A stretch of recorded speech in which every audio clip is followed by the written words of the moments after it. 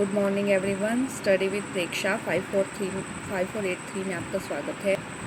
हम कर रहे हैं संतुलित रासायनिक समीकरण का महत्व। देखिए, आप लोगों का अभ्यास का क्वेश्चन नंबर 4 है, संतुलित रासायनिक समीकरण क्या है, इस रासायनिक समीकरण को संतुलित करना क्यों आवश्यक है। इसका जो आंसर है आपको वो मिलेगा पेज नंबर 3 पर।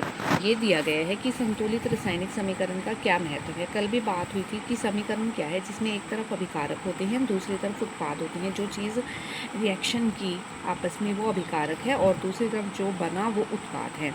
ठीक है, अभिकारक और उत्पाद, इसमें जो है परमाणुओं की संख्या हमेशा समान रहती है। किसी भी रासायनिक अभिक्रिया में पहले और उसके बाद होने वाले प्रत्येक तत्व में परमाणुओं की संख्या समान रहती है। तो ऐसी समीकरण को जिसमें परमाणुओं की संख्या बराबर होती है उसे हम संतुलित रासायनिक समीकरण कहते हैं, और जिसमें बराबर नहीं होती उसे हम असंतुलित रासायनिक समीकरण कहते हैं। जिसमें अभिकारक और उत्पाद में परमाणुओं की संख्या जो है वो बराबर होती है उसे हम संतुलित रासायनिक समीकरण कहते हैं। जिसमें बराबर नहीं होती उसे हम असंतुलित रासायनिक समीकरण कहते हैं। इसका क्या महत्व है कि क्यों करनी चाहिए। किसी भी रासायनिक समीकरण में आपने द्रव्यमान संरक्षण का नियम पढ़ा है क्लास 9 में। किसी भी रासायनिक अभिक्रिया में द्रव्यमान का ना तो निर्माण होता है और ना ही विनाश होता है, इसीलिए कुल द्रव्यमान जो है वो बराबर रहता है। मतलब द्रव्यमान क्या है, परमाणुओं की संख्या की परमाणुओं की संख्या जो है वो बराबर रहेगी तो द्रव्यमान बराबर रहेगा। तो अभिकारक में परमाणुओं की संख्या और उत्पाद में परमाणुओं की संख्या जो है वो बराबर रहनी आवश्यक है। ठीक है, इसीलिए हमें किसी भी रासायनिक समीकरण को संतुलित करना पड़ता है। इस वीडियो में हम कोई भी समीकरण को कैसे संतुलित किया जाता है ये पढ़ेंगे और आपका क्वेश्चन नंबर 5 और 6 जो है वो डिस्कस करेंगे। देखिए क्वेश्चन नंबर 5, सबसे पहले आप देखिए ए जो इसका पार्ट है, नाइट्रोजन N2, आप इसके सिंबल लिख लीजिए। Nitrogen N2 hydrogen gas H2 के साथ संयोग कर संयोग मतलब जुड़ना, दोनों आपस में जुड़ जाएंगे और क्या बनाएंगे, अमोनिया। पहले आप इसे असंतुलित रूप में लिखिए सभी समीकरणों को, उसके बाद मैं आपको इनको संतुलित करना सिखाऊंगी। हाइड्रोजन सल्फाइड H2S वायु प्लस H2O प्लस O2 में दहन करने पर H2O जल और सल्फर डाइऑक्साइड SO2 बनाता है। ठीक है, ये हो गई इसकी असंतुलित। संतुलित अभी मैं आपको सिखाऊंगी। सी एल्युमिनियम सल्फेट Al2SO4 थ्राइस। ये फॉर्मूले आपको पहले तो याद करने पड़ेंगे, धीरे धीरे आपको याद हो जाएंगे। एल्युमिनियम Al2SO4 थ्राइस, 3 बार SO4 लगा है उसके साथ।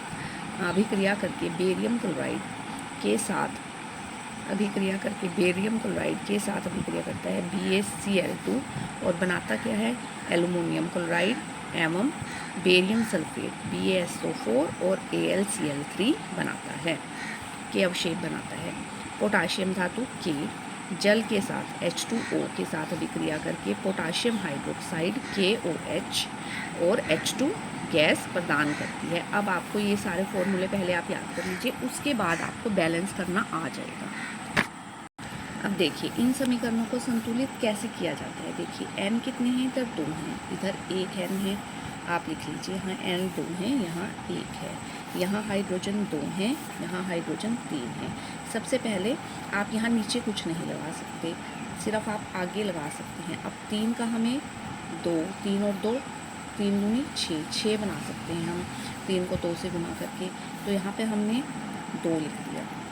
तो नाइट्रोजन हमारे पास कितने हो गए, अब 2 हो गए, और हाइड्रोजन कितने हो गए, 6। अब इधर 6 बनाने हैं तो ये क्या करेंगे, 3 लगा देंगे। 3 दूनी 6, हम आगे ही लगा सकते हैं। नाइट्रोजन 2 है। अब ये समीकरण जो है वो संतुलित हो गई है, दोनों तरफ परमाणुओं की संख्या जो है वो समान हो गई है। इस तरह आप इस समीकरण को संतुलित करेंगे। ठीक है, अब दूसरे पे चलते हैं। O2 ठीक है, S जो है 1 है, इधर भी 1 है, H जो है इधर 2 हैं, ठीक है, और इधर 1 है। तो ऑक्सीजन इस साइड हमारे कितने हैं, 3 हैं, और इस साइड ऑक्सीजन कितने हैं, 2 हैं। वही प्रोसेस है, 1 और ये 2, 3 है। ठीक है, 3 का हमें कितने बनाने हैं, फिर वही दोबारा से 6। अब देखिए इधर 2 ऑक्सीजन, इधर 3 ऑक्सीजन, 3 दूनी 6, कितने बन सकते हैं, 6 बन सकते हैं। तो इधर लगा दिया 3, 3 दूनी 6। अब इधर लगा दिया 2 हो गई ऑक्सीजन, और इधर लगा दिया यहाँ पर 2 दूनी 4, 4 2 6 ऑक्सीजन बैलेंस हो गए। अब हाइड्रोजन यहाँ पर हो गए 4, यहाँ पर भी हमें हाइड्रोजन कितने करने हैं 4, तो हमने क्या लगा दिया 2 लगा दिया, 2 हाइड्रोजन, 2 दूनी 4, और सल्फ़र हो गए 2, इधर भी सल्फ़र हैं 2। इस तरह ये समीकरण जो है आपकी संतुलित हो जाएगी। आगे चलिए, SO4 कितने हैं 3 हैं, SO4 कितने हैं 3 हैं, इधर SO4 कितने हैं 1 है। सबसे पहले तो इसे बैलेंस करेंगे, इसे हम 3 बनाएंगे। अब इधर बेरियम कितने हो गए 3, तो यहाँ पर हम लगाएंगे 3। एल्युमिनियम कितने हैं 2 हैं, और बेरियम क्लोरीन कितने हैं 6 हैं। तो ये अगर हम यहाँ पे 2 लगाने तो एल्युमिनियम हमारे कितने हो गए 2, और क्लोरीन कितने हो गए 6। अब ये समीकरण जो है वो संतुलित हो गई है। पूरा का पूरा SO4 ग्रुप हम देखेंगे, ठीक है। मतलब हम आगे लगा सकते हैं, यहाँ नीचे हम बदलाव नहीं कर सकते कहीं पर भी। अब K कितने हैं 1 है, हाइड्रोजन कितने हैं 2 और 1 3 है, ठीक है। तो यहाँ पर लगा दिया हमने 3 हो गए 6, यहाँ 2 और यहाँ पर भी 2, ठीक है, 2 और 2 6 हो गए हाइड्रोजन। अब ऑक्सीजन कितने हैं इधर 3 हैं, इधर ऑक्सीजन कितने हैं अभी 2 हैं। देखिए इस समीकरण को दोबारा से अगर हम यहाँ पर 2 लगा लें, 2 2H2O, तो कितने हो गए हमारे पास 4। यहाँ पर हम कुछ ना लगाएं, यहाँ पर हम सिर्फ 2 लगा लें, 2 और 2 4 हो गए हमारे पास हाइड्रोजन। और ऑक्सीजन कितने हो गए 2, ये ऑक्सीजन हो गए 2, और हाइड्रोजन हो गए 4, और यहाँ पर हम लगा देंगे 2। इस तरह ये समीकरण जो है आपकी संतुलित हो जाएगी। क्वेश्चन नंबर 6 देखिए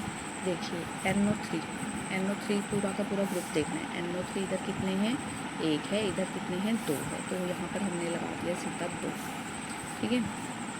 कैल्शियम 1 इधर, इधर भी 1, और हाइड्रोजन इधर हो गए 2 और 2 4, 2 और 2 4, 2 और 2 4, ठीक है। और ऑक्सीजन हो गए 2, ये 2 ऑक्सीजन पड़े हैं, ये 2। NO3 हमने पूरा का पूरा ग्रुप देखा है, ठीक है। तो ये नहीं देखेंगे अब दोबारा से, ये हो गया आपका पहला। अब दूसरा देखिए, इस समीकरण में SO4 आपके पहले से ही बैलेंस है, SO4 इधर भी 1 है, SO4 इधर भी 1 है, सोडियम सल्फेट में भी और हाइड्रोजन सल्फेट में भी SO4 आपके बैलेंस है, ठीक है। अब आप आगे चलिए, Na 2 हैं, तो यहाँ पर तो आपको 2 लगाना ही पड़ेगा Na को बैलेंस करने के लिए। ये आपका पूरा बैलेंस हो गया इतना। अब H2 की बात करते हैं हम, 2 हैं, ये 2 ये हो गए 4 हो गए, तो 4 करने के लिए इसको 2 से गुना कर दिया, 2 दूनी 4 H2, और ऑक्सीजन ये 2, ये ऑक्सीजन 2। इस तरह आपका ये वाला समीकरण बैलेंस हो जाएगा। तीसरा, इस समीकरण को मिलाइए, इस समीकरण में कुछ भी अनबैलेंस नहीं है। सोडियम 1 इस side sodium 1, NO3 group, Ag silver, और क्लोराइड का क्लोरीन। ये समीकरण ऑलरेडी संतुलित दी हुई हैं।